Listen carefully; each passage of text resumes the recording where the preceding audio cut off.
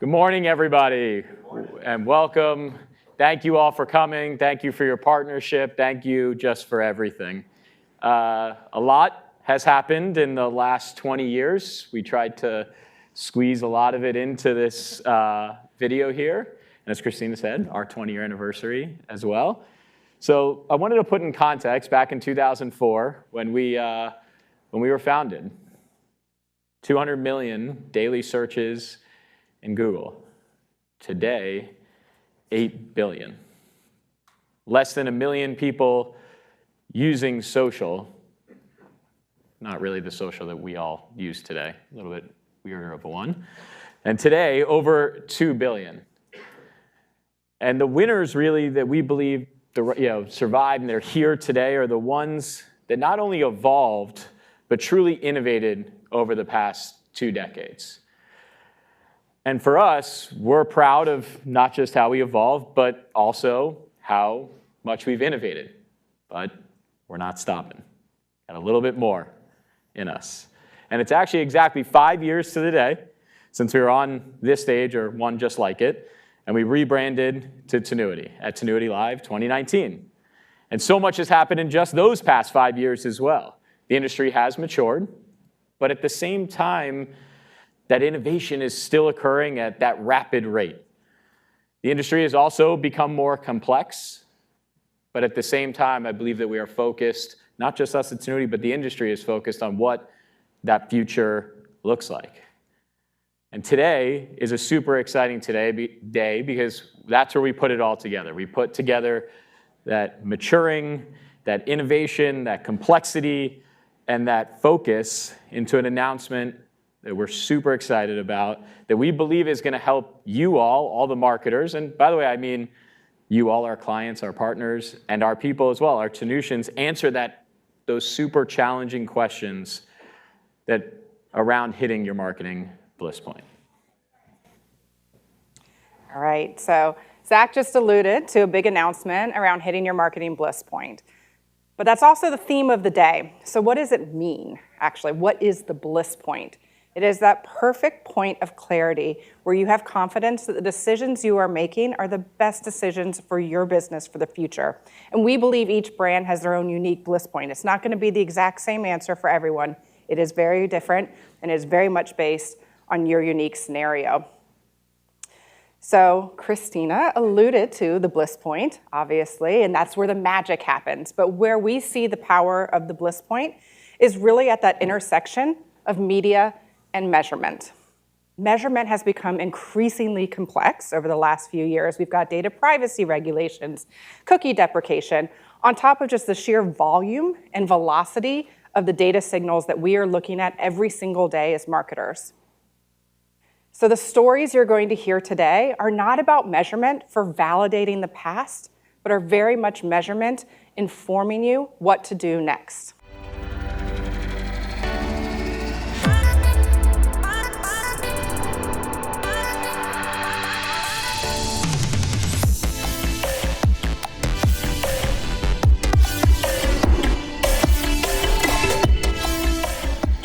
Some of the biggest marketing challenges we face, especially when it comes to measurement, is really being able to measure the impact of our upper funnel or brand awareness media, right? Like, how do we measure brand equity or brand equity equating into sales? Those are really big, meaty topics to be able to measure quickly. Online, offline impact, I think, industry-wide is a challenge, but the way we're doing that right now is working very closely, cross-functionally, across retail, growth, and Amazon. We're in B2B, so understanding that our business cycle can take up to 10 years. So over time, we're spending a lot of effort in trying to build up that brand awareness. So we want to be able to tie our display advertising to an impact with our prospects. And from a measurement standpoint, while they can do things online, there's also challenges with brick and mortar and making sure that you're supporting your retail partners and how are you measuring performance and driving business there, while also being competitive from an e-commerce standpoint.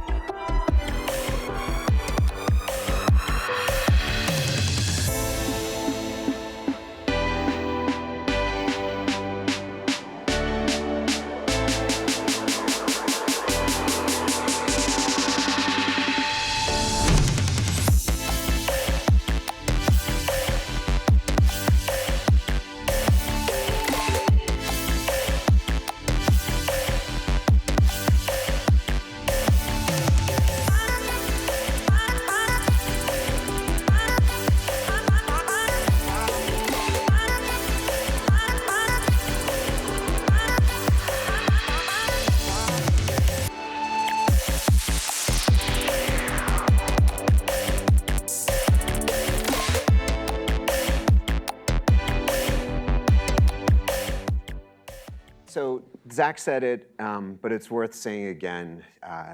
Can't tell you how much we appreciate you being here, because I know how hard it is for all of you to find, whether it's an hour, a few hours, let alone a day in your schedule. And so making the trip here, so many of you have come from out of town to be here with us. It means the world. And I promise today will be educational, great networking.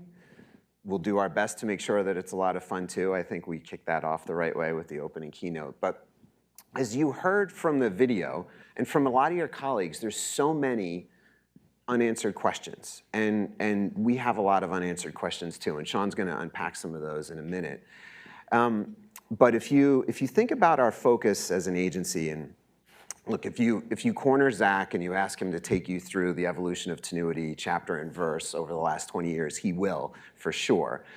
But I think it kind of boils down into three core areas that we've been focused on relentlessly. You know, the first is around channel expertise and depth.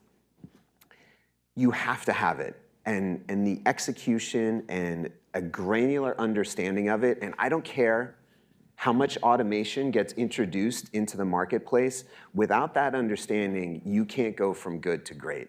And you don't know what works. And it's been a focus of ours over the last 20 years, and it'll be a focus for the next 20. But that channel depth and understanding isn't enough. So especially over the last year, we've really focused in on audience and understanding our audiences, motivations, behaviors, attitudes, extracting all that information into insights so that we can make really choiceful decisions on your behalf on how we're going to move your business forward. And so if you take like that channel expertise and that audience expertise and put it together, it's a really powerful combination. But it's nothing without measurement. Measurement is that glue that puts it all together. Now, this is probably the most important thing.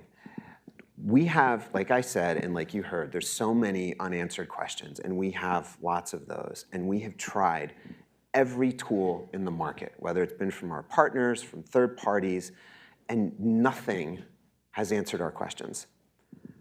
They either haven't answered it or it hasn't moved at the pace that we've needed it to. So we built our own.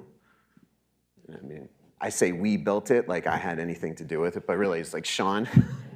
Sean and the team built that, but we definitely figured that we needed to answer these questions so that we could have a material impact on your business. So we asked Sean to come up here before we start to get in the depth of what the tool can do, and so you can hear some examples from your colleagues, to just take us a bit on that journey that you went on, what you tried to answer, and where the platforms come today. Yeah. First of all, let me just say thank you to everybody for being here. We really do appreciate it.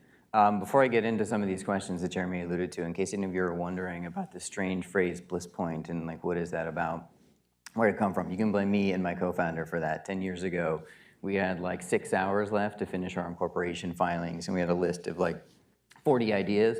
This seemed like the least bad one, so we just put it on the paper and filed it with the Secretary of Commerce in Delaware. 10 years later, here we are. Look at you, Sean. Yeah, look at us. Yeah, you know, as Jeremy said, there are some of these critical questions that we really, I think I'm supposed to advance the slides or something. These critical questions that we really are trying to answer. And, you know, I've always been, you know, kind of a puzzle solver. Still do the Saturday Times puzzle every day. I like to just burrow into a problem and see if I can solve it. As I myself grew up as a growth marketer in an e-commerce context, I was introduced to this really interesting and broad array of problems that I didn't know the answers to. And you know, there were theories, and some people thought they had answers to them, but there did seem to be a lot of unanswered questions, which in any sort of, you know, especially in a scientific endeavor, it's like, okay, this is an interesting field when there are a lot of unanswered questions. So as we have thought about our product strategy, our product roadmap, where we've really tried to focus is in places where we think we can create and deliver value uniquely, right? And you know, when you think about strategy, it's, you know, kind of one of these suitcase words, you know, culture is similar. I think it's often useful to define it in terms of things like, what would you not do? What would you not say? And so for us, or the way that I think about this, there is a pretty large and important set of things that an agency partner, a media partner, a measurement partner should not do for you. The brand should really do themselves, right? Think core strategy, brand identity, product, right? These are certainly not things that should be outsourced. This is the essence of who you are. Similarly, there are things that the big platforms really can and ought to do for you, and that an agency just has no business doing, right? Our friends here today from Meta and from Google, from Amazon, right? They, just to give one kind of simple example, they have so much more data, so much more compute infrastructure, so many more AI and ML engineers. We shouldn't go and try resolving the problems that they are able to solve on their own platforms, right?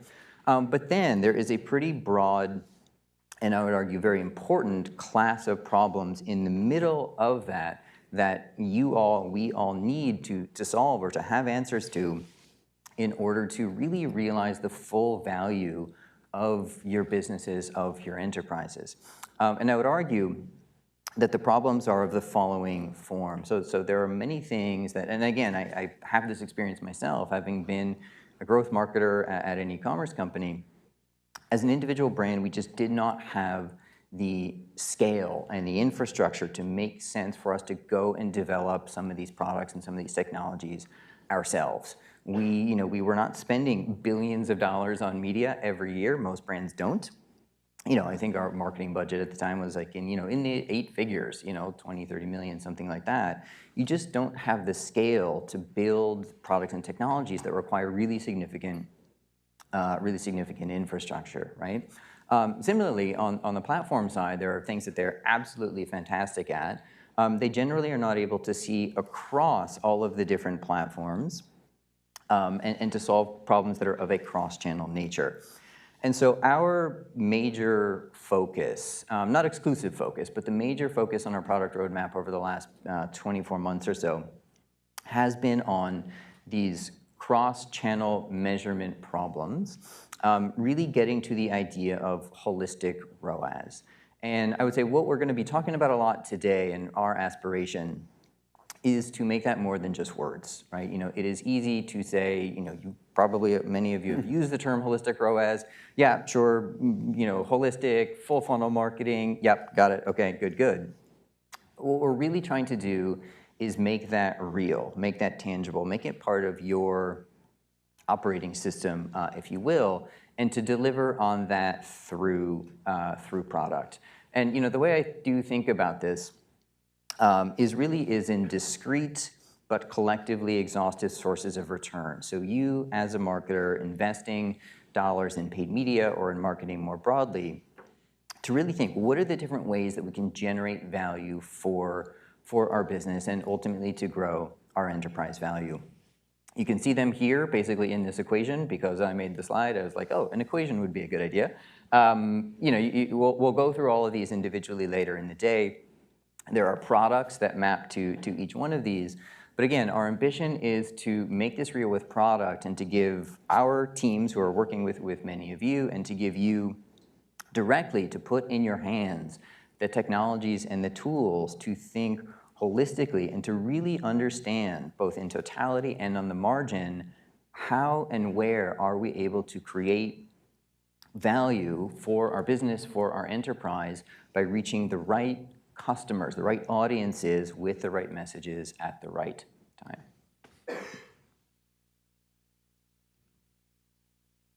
Oh, yes, and I'm supposed to encourage everyone to book a demo. So if you don't want me to get in trouble, please, use this QR code. No, I'm joking, of course. We really would love you all to experience the products that we have been hard at work on, and we're just super excited to be bringing to the world, to be bringing to you all now. So as you are interested throughout the day in all of the products or individual products, please use the QR codes. Our team is really enthusiastic to take you through them. Yeah, so you can use the QR code. You can talk to anybody on your team if you want to set up something separate, especially if you want to go deep in any one of the specific product areas. We'll be happy to take you through it. And when I've seen it for the first time and the second and the fifth and the 10th, it still just becomes more impressive. So it's something that we're going to be very excited to share with you today. So instead of us just going on and on talking about the theoretical. We want to get into some more detail and start to share with you some early case studies that we've got with our clients so that you can start to understand how tangible this is and the impact that it's been having on business. And I think, having that channel depth and that audience understanding is great, but when you can really start to make the right decisions that we probably couldn't make before until we had these tools in place, it really does start to have a material impact on how we can move your business forward. So thanks again for being here. Get ready for an exciting day, and we'll look forward to seeing more of you throughout the day.